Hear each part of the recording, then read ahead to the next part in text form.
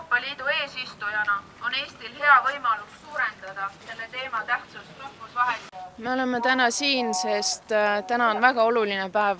Riigikogu maaelukomisjon seisab täna silmitsi väga raske ja väga olulise otsusega. Just täna on see päev, kui hakatakse arutama karusloomafarmide tulevikku Eestis. Ja Eesti loomakaitsjad on juba pikki aastaid teinud tööd selleks, et karusloomafarmid Eestis keelustatakse. Tegemist on ebaeetilise ja julma tööstusharuga, mida tänapäeva Eestis enam vaja ei ole. Sisuliselt tapetakse ja piinatakse loomi luksuseseme tootmiseks ja meie leiame, et see on ebaeetiline. Loomadele ei tohiks põhjustada kannatusi täiesti ebavajaliku luksuseseme tootmiseks.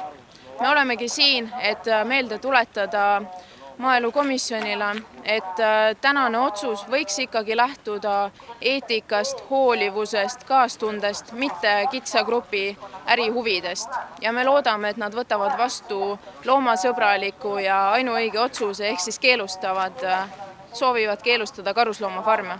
Mina siiralt olen selle poolt, et karusnahkade saamise eesmärgil loomade väikestes puurides pidamine ja nende piinamine ei ole mõistlik tegevus. Samamoodi nagu täna keskkonnakomisjon toetab, et metsloomade kasutamine tsirkuses tuleks lõpetada, tuleks tegelikult sellisel kujul inimese kaunimaks tegemine kindlasti lõpetada.